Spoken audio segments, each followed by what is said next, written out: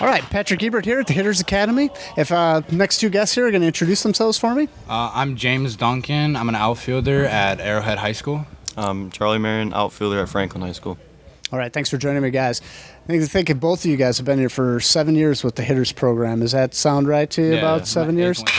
Yep. So I think first and foremost, you're among, I guess we call the elder statesmen as far as experience go with the program. You've been not only like the high school years, but the middle school years, and trying to do my math correctly, may even go back a little younger than that too. So through all of that, you're putting in the time, you're putting in the commitment, they're putting in the time and commitment to you. What are some of I want to start with your favorite memories. So it could be on the field, off the field, in the van, whatever. It could be an event.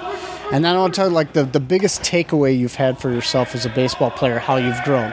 We're going to start with your favorite memory, and I'll start with you, Charlie. Okay. Honestly, my favorite memory was when we were in fall ball. We won at Grant Park. It was like freshman year, I think, or sophomore fall.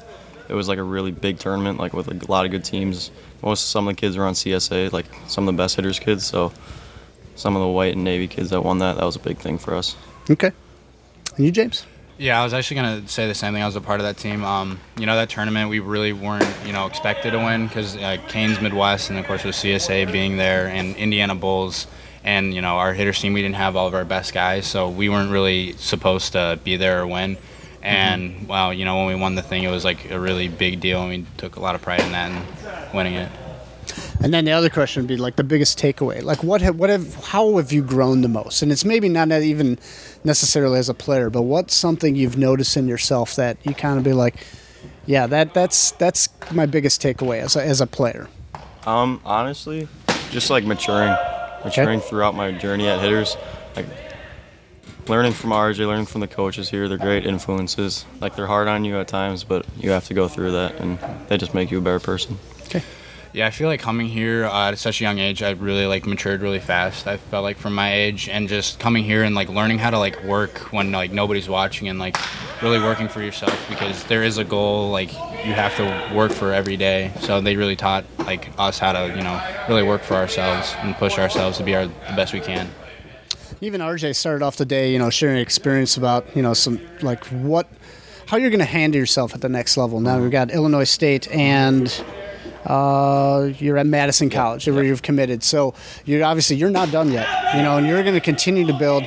You got guys in this building you've met before that are now playing in the big leagues. They've played Division I baseball, or they're currently playing Division I baseball. So, you also mentioned that tournament where you went down. You may not have been expected to win, but you know how to compete, and that's building that winning mindset. So if you could explain how that winning mindset is going to help you at the next level, when you get that far. Yeah.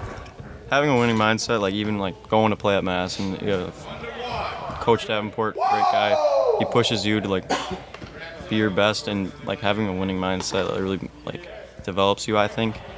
Makes you push harder and wake up early, go to the weight room, get your swings in every single day.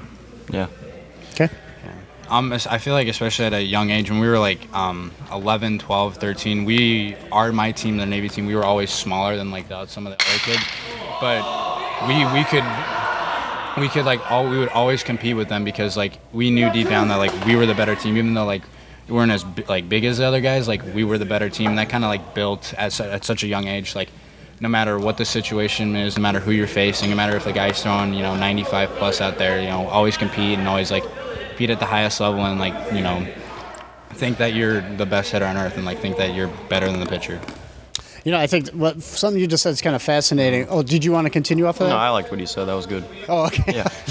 I was going to say, a lot of what you just said is where you feel you can beat another team has to do with believing in your teammates, right? So, not just one to another, but all of them.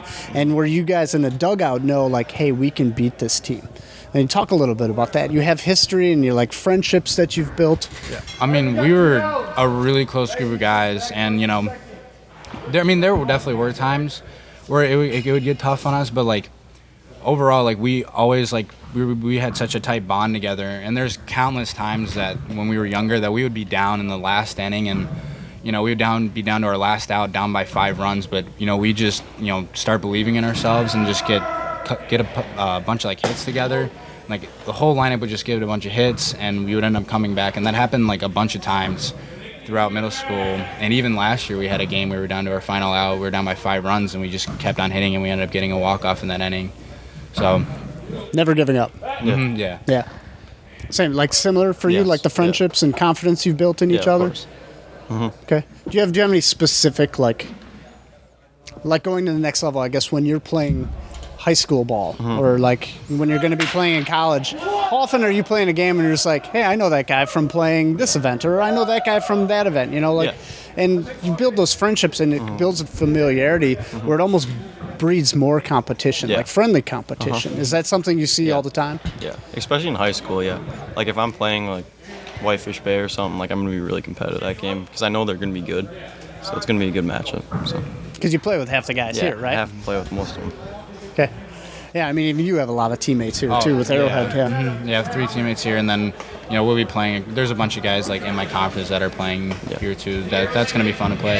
And about like the competitives, I mean, you can just see like right now, and like the guys are having fun, and it's like super competitive, and and that's how we like to have fun here. Just be competitive and play at our best level. Okay, that's great.